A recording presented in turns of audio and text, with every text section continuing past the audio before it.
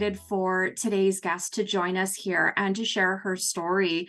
Her name is Karen Frances McCarthy. She's an evidential psychic medium who is trained at the Arthur Findlay College in England, and she is a certificate holder of the Spiritualist National Union. Karen also teaches at the Shift Network, Sir Arthur Conan Doyle Center, the Edgar Cayce Center, and One Spiritual Learning Alliance, as well as she offers a lot of private courses and mentoring, and she is also the best-selling author of Till Death Don't Us Part. Karen, thank you so much for being on the show and sharing your voice with our listeners today. I'm delighted to be here. You have an incredible story, and I'm wondering if you can talk a little bit about your book. You have this beautiful memoir, Till Death Don't Us Part. And I'm wondering if you could just share a little bit about what inspired you to share this story. If you could tell us a little bit about this, the book, and what really inspired you to share this with others. Well, it had been a great experience at the time. Well, I wouldn't say at the time, it was just in the advent right after my partner passed, when a lot of very unusual, it's very common, a lot of very, very unusual occurrences started happening, and this sort of progressed into the story. I had been thinking for a while I should do something with it. But, when you're writing, I'd already written one book. I was actually writing my first book, which is part of the Northern Ireland peace process, when my partner died very suddenly. And so that had to be finished, and that went out. But I think it takes a lot of time to, and I always say this to people who are very keen to, let me start writing now. It's like, no, there needs to be a certain element of seasoning and reflection in order to be able to write. And so I had thought about it, I should write that story. And I did write some articles. I wrote for Salon, or for the Huffington Post, about the story as we were going. But then sort of sitting down to write the book, I had actually for a long time been focused on just trying to work, and I was doing my CSNUs at the Arthur Findlay at the SNU in England. And so after I got back, I did 3 of those in mediumship, healing mediumship, and public speaking. After I got those out of the way, I thought, oh, maybe, it's time to actually start thinking about putting this story into a fuller form. And then my father passed away, and that sort of threw then a whole year, was disrupted because of that. So I eventually, just before the year before, in 2019, about a year after my father passed, decided, you know what, I'll sit down now. And I had to sort of experiment with the form. What's this going to look like? What's the form going to be? Because I'm a writer, so it wasn't just let me write, on Monday this happened, Tuesday this, that wasn't. So then it was a case of like, do I write nonfiction or fiction or memoir? So a lot of it was trying to decide on that. And eventually, sort of just before, about 2019, I actually sat down, I was in New York, sat in with the writers group, which is, I encourage anyone to do if they're writing, because you'll get that sort of feedback, and you can't get away with anything if you've got to read 2 pages every week. And so I did that for a year, got the thing out, sent it to White. And then, of course, it gets published right 3 months into COVID, July 2020. Wow. Yeah. So I ended up having to record the audiobook myself. Well, the producers of the audiobooks had suggested, do the audiobook yourself, because you've got an accent and it's a memoir, which is the form I've finally settled on. So it'll sound weird if somebody else is reading it, so you should read it. And then what happens? The studios closed. So I ended up having to, believe it or not, record the entire audiobook in the closet. Because it was the only place with dead enough air. I used to work in television, so I knew how to sort of get that. It was the only place with dead enough air, because you can't record where there's echo, and there was no studios. So that was that was my first year of COVID. So all of that went on quite busy. But the story is, the story of all of the sort of occurrences that started happening after my partner died. He died very, very suddenly. And I was in Virginia at the time, because I was doing some interviews for my first book, which was part of the peace process. And once he passed away, I had been a war correspondent. I had been in Iraq. I'd been a journalist. And, while I'd had those visitations that many of us have as children, I had absolutely zero interest in that. Once I reached my teens, forget about it. Who cares? And so I got much more involved in sort of politics and whatnot. And so I was writing on that.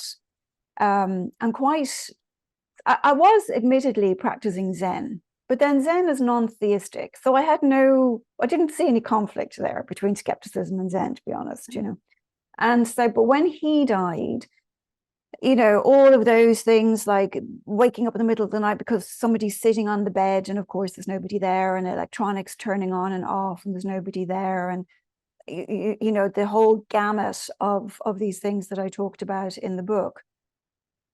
And that sort of pushed me back into all of the things that I had long since rejected from my younger years, some of which I talk about in the book, haunted little weird things happening in the girl guide's house and whatnot.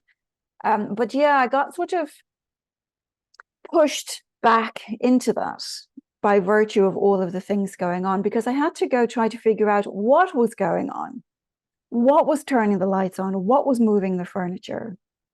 Was I losing my mind and imagining this? And I mean, just hundreds of these things happened.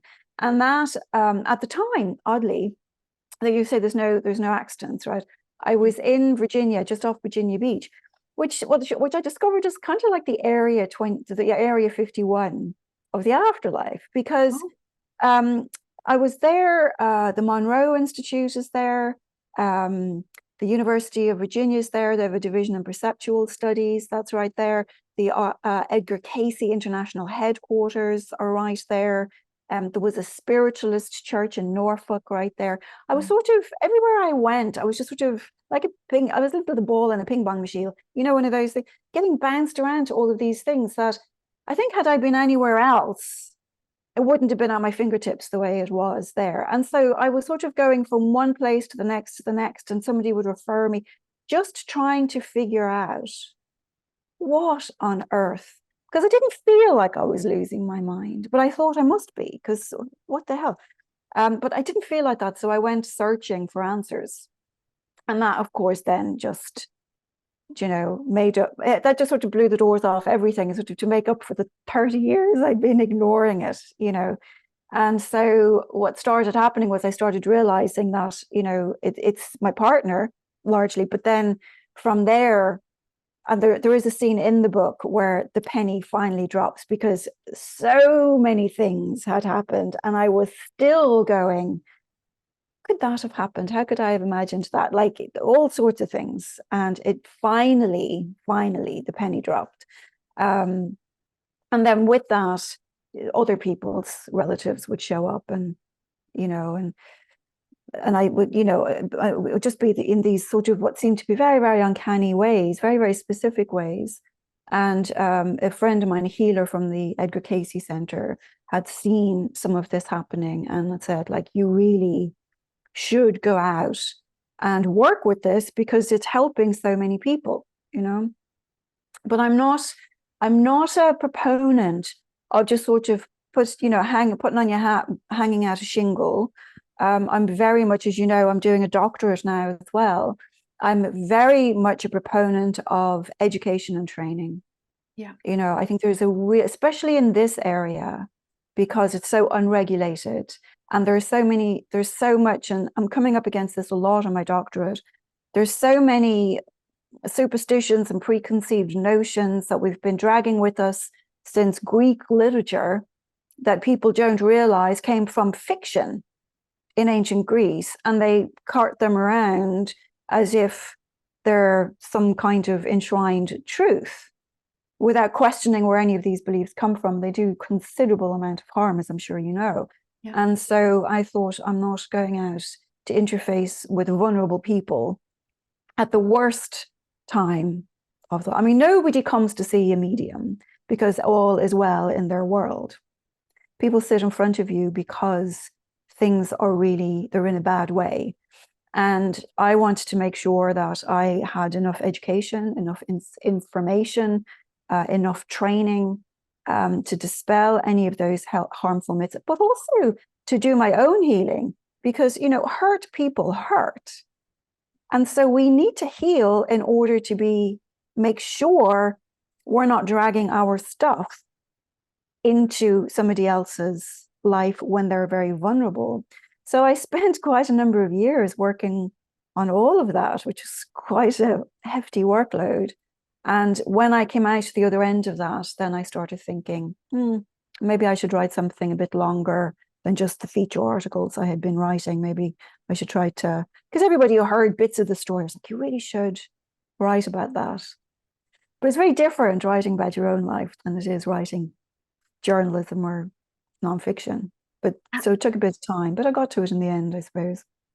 That's just incredible how, you have these natural abilities when you're young. And like so many of us, when we become teens, we kind of push that to the side just so we can kind of cope and move forward with life, because sometimes those sensitivities can be challenging to deal with, or sometimes we don't have room for it. But then something unexpected, something so tragic, because like what you went through really caused this awakening. And for somebody who's a journalist, by nature, I would assume that there's a natural skepticism within you and you're wanting to do this research.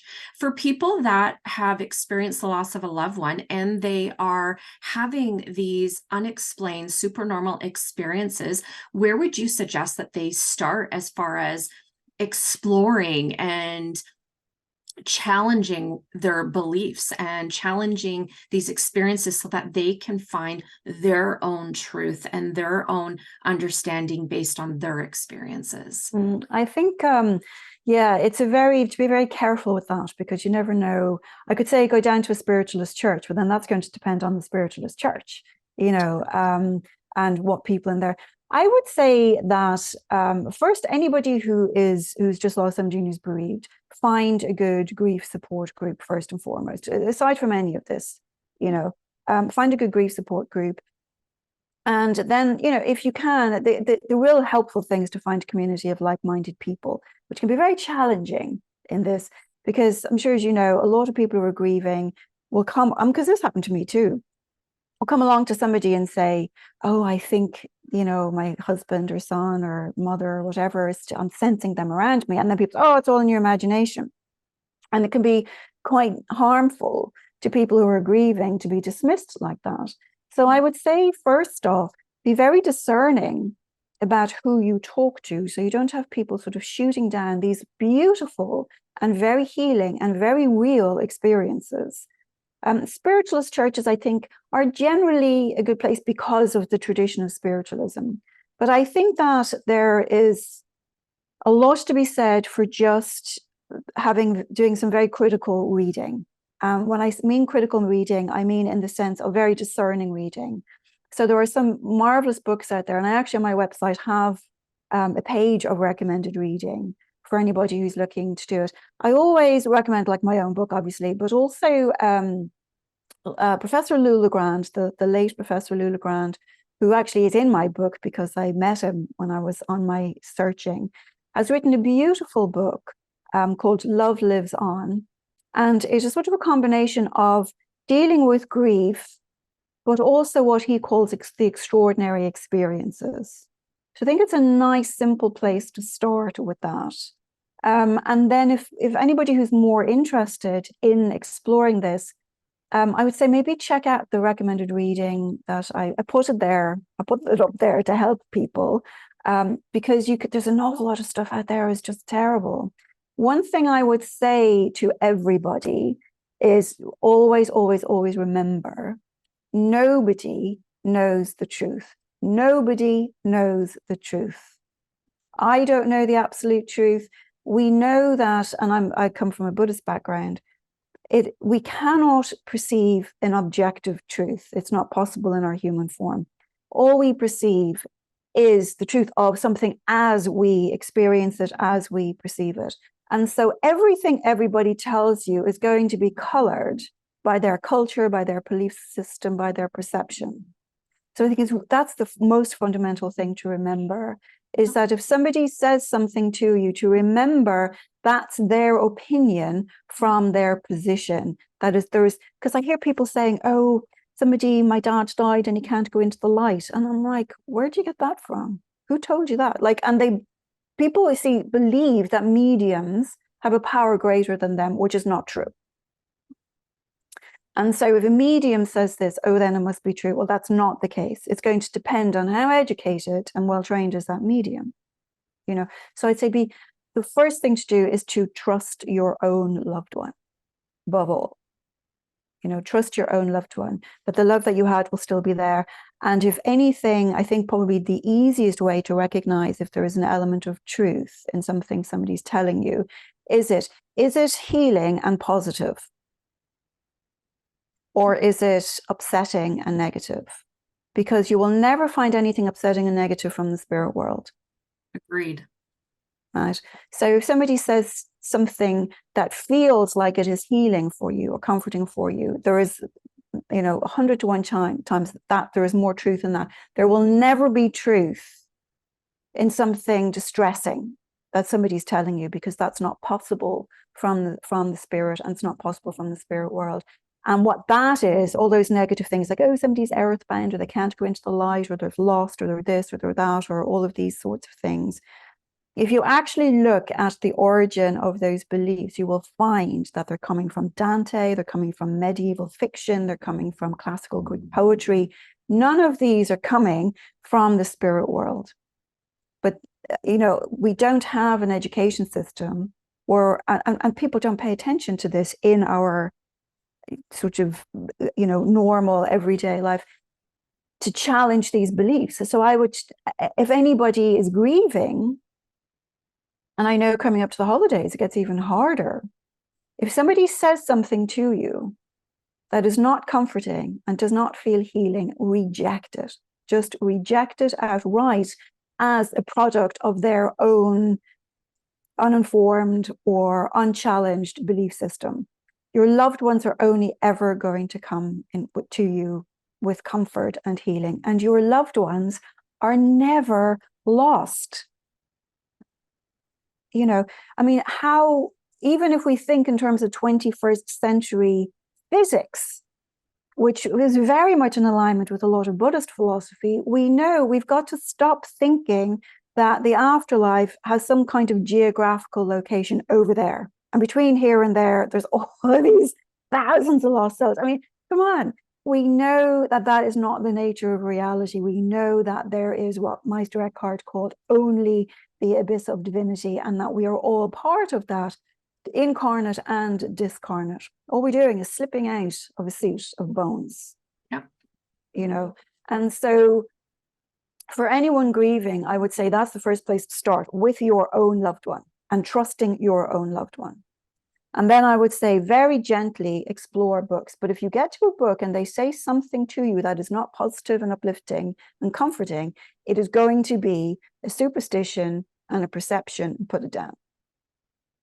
It's the best thing I can say to anybody. Oh, what incredible advice. And everybody, I 100% agree with all of that. Out of the thousands of readings that I've done over the years, I've never had the spirit world bring through bad news, ever come through, even if there was a manner of passing that was sudden, unexpected, or tragic. They're not in some kind of holding spot. They are not in despair.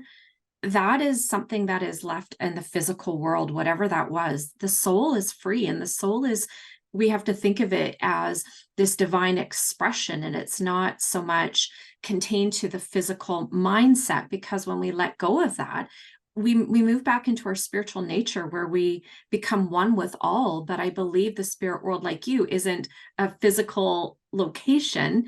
It is like this parallel existence that is just at a higher vibration, but it is free from a lot of the things that control us or negatively impact us, outdated belief systems, health issues, whatever. It's all about healing. The spirit world is free. We become free. We move back into our natural state. And the spirit world just doesn't have anything related to fear. It's not possible. So I'm so glad that you reiterated that, because it's not. So when people get worried about having a mediumship reading or having signs from the other world, I go, wow, that's incredible, because the whole intent and the purpose is about healing and comfort. And through the signs that you were receiving from your fiance, how did that, even though you have mediumistic abilities, How did that offer you comfort and support you in your grieving, Karen? Well, I think part of it is, and can I just, before I sort of just say that, I would just like to remind people also that when we die, we don't return anywhere. We're already in the stream. The incarnate spirit is already in that stream of consciousness. The only difference is that we are, it's almost like somebody described it as we are the light, somebody's put a lamp over our light bulb. You know, the bag of bones is the lamp that's over our light bulb. You know, the light bulb is still in the same place. You take the lamp off, the light bulb continues to exist. And if we think about it like that, it helps to normalize, I think, this idea that the spirit world is some other thing or somewhere else or on some other, we are all, there is just the stream of consciousness. There is just the abyss of divinity. And we are in it already ourselves, but we hold on to this illusion that this is all real. And I think part of what's important to understand about the spirit world is that the reason why there is such a thing as mediumship, because I believe everybody's capable of sensing the spirit world. I don't believe that everyone is capable of accurately communicating with complete strangers, for complete strangers on demand, but certainly everybody is capable of connecting into that stream for the simple reason that we're already in it. And we just have to accept that. If we can just get our head around that, then everything is much more coherent and comprehensible, Beautifully said. So back to your question, when all of that was going on for me, I think what it did was it helped me understand. I had already been researching between my 20-something years of Buddhist practice, and I'd already been researching a book on science and spirituality in Ireland with Irish scientists and so on. So I had really stuffed my head full of a lot of very 21st century thinking around the nature of reality and objective reality and whatnot. And so when all of these things were going on, it was like hugely supportive of this very expansive way of thinking, which for me and my partner made a whole lot of sense because that was the nature of our relationship, it was to be very curious and very expansive. And so that was very consistent with the way we both were. So I say to other people who are grieving also, the nature of the communications or the sense of presence or what's going on is going to be consistent with the personality of your loved one. Like people think, oh, they've gone back into some kind of glorified form. No, they've continued more or less as they are. People continue. Like if I could do anything, it would be to try to get people to stop thinking that there is a big line, live and dead, that there is a division. There is a continuity. There's just a continuity. And the only thing that falls away is the physical form. And all of the trauma, not the trauma of dying, but the trauma of living is healed gradually. We see this in mediumship all the time, is healed gradually over time. And so initially you're going to, and for who knows what time, I mean, time is a construct of the physical world, right?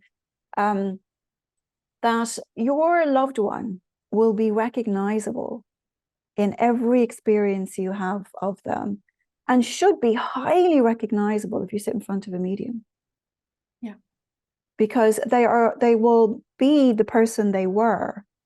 And the difference is that they're in a situation where they're not weighed down by this, where anything they're carrying within the spirit gradually can be healed, because we know that there are very advanced healers in the spirit world. We know from channeling, for example, that there are very advanced healers in the spirit world. And we have seen, and I know I've seen, I'm sure you have too, when you have a client come this month and 6 months and a year, you can see the growth and healing that's happening within their loved one over that period of time, which I find hugely reassuring and very exciting. I'm so looking forward to it, So, I would just say the most important thing is to try as much as you can to recognize that existence is a continuity. There's no such thing as, how can there be such a thing as dead when we're still communicating with people? Yeah. Right. So the word dead, the interpretation of it is inapplicable. So if we're not ceasing to exist, then there is no death. So stop thinking about that and just we are a continuation. Thich Nhat Hanh, the Zen master Thich Nhat Hanh, called his birthday his continuation day, because he's like, it just has, his birth is just a continuation of where he'd been beforehand. Do you know what I mean? So I always consider death a continuation day as well, you know, because it's the continuation on. I think if we can start thinking in the normalizing the afterlife, then we can start seeing that we are existence, all beings, all existence is far greater and far more mysterious and far more exciting than this sort of shuffling around on our feet. Beautifully said. And I think that's something that I really resonated with when I became a spiritualist, and of course went into my spiritualist minister training, is one of the principles, you know, there's continuous existence for the human soul. And so it's not an end, it is that continuation on, and can offer so, and does offer so much comfort and healing for people. And with that, can help people find ways to communicate with their loved one, but still carry on here in this physical existence. Absolutely. And in your opinion, Karen, how do you feel spirit communication, people being able to communicate with their loved ones, can help support them in their grief? Well, I think for one thing is that we grieve for what we have lost. And I feel that we do need to grieve for the physical absence, but not for their absence, you know. And so I think that, you know, and Lou Legrand talks about this when he's talking about grief and the extraordinary encounters, knowing that you are never alone and knowing that your loved one continues to be walking with you in a different form. And knowing that you'll be in that form eventually again as well. Because we know people meet up, because you go and you work with somebody, and the mother, the father, the aunt, the nephew, the dog, everybody shows up, you know, that we know that we'll return to that form. And so it's really helpful to understand that this is a very temporary little trip around the sun. It's a very temporary way of being in the physical form. And like I said, we've been in another form, we'll go back to that other form. The loved one is still in that form and still with us in that form. And so I think that knowing that we are not alone, knowing that they're still present, knowing that they can hear our thoughts, which can make some people very uneasy, but knowing that they can hear our thoughts, to me, is the greatest expression of unconditional love. You know, imagine all the things that you don't want anyone to ever know, and they know them, and they're still here. I mean, what greater expression of unconditional love could there be? And so I think that the extraordinary encounters, and having a lot of the problem people is, I'm not getting any extraordinary encounters, and it could be because they're just looking, or they've read a book and they're supposed to have this list of 12 signs and they're not seeing them. Like I said, it's to trust your loved one is going to be communicating with them in whatever way. Their own unique way of communicating will continue. I mean, your husband doesn't communicate the same way as your neighbor's husband, right? Even now. So why would that be the case afterwards? But to just sort of suspend any disbelief and just trust them and trust their presence and trust that they continue to walk with you, and you will be reunited with them in the same form at a later date.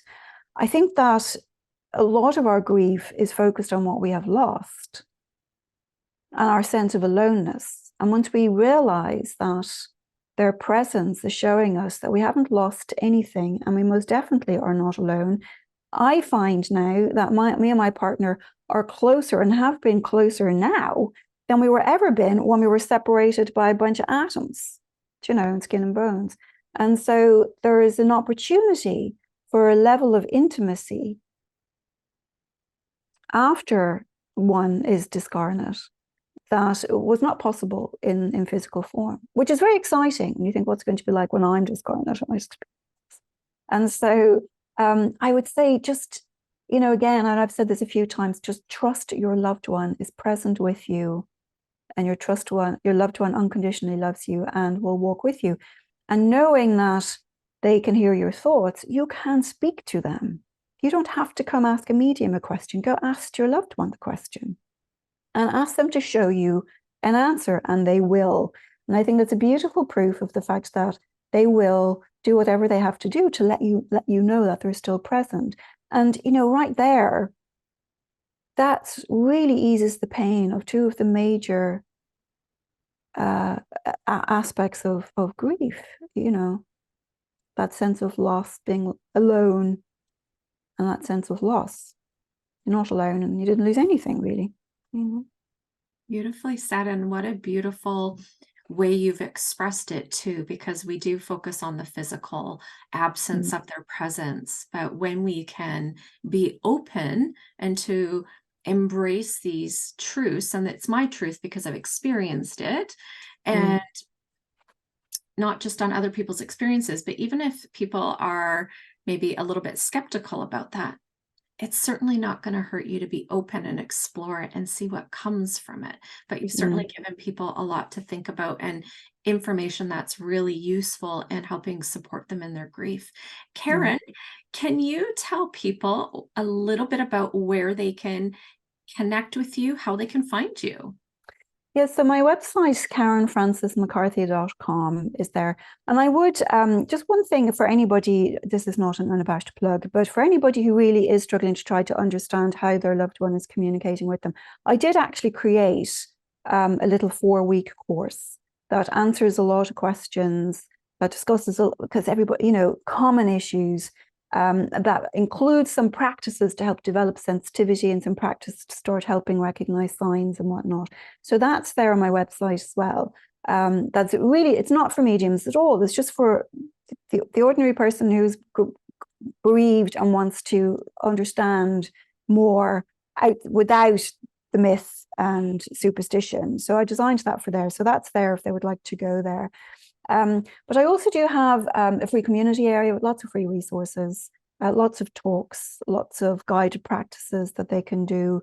And you can just pop along and join that. And like I said, it's all free. Lots of resources there to try to offer credible practices and teachings that to help people on their little point of exploration.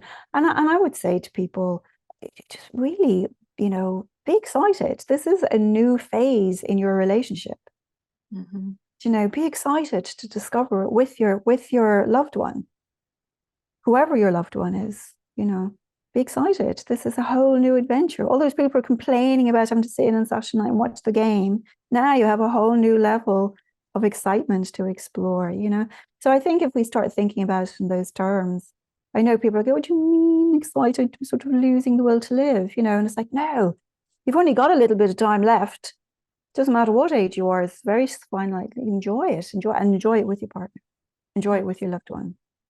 Absolutely. So there's lots of that sort of stuff on my website to try to help people to reframe a lot. And of course, stuff about my own sessions and courses as well. But I do think that's coming up to the holidays. I think that sort of content can be quite supportive. I mean, we all know how hard the holidays can be anyway.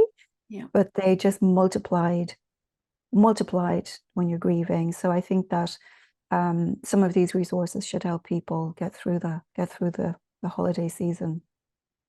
Beautiful. Everybody, Karen's contact information, you can find it in the show notes. Go follow her, go subscribe to her newsletter, check out her stuff. Karen, thank you so much for being on the show. You have just given us such a really fresh perspective. And I want to say fresh because a lot of the thoughts you're saying or sharing and the information you're conveying is just in a way that it is really refreshing. And I love it. It's normalizing the conversation about life after life. And I love that. It resonates so deeply with me. And I know it will with my listeners as well. So thank you so much for being on the show. Oh, thank you for having me.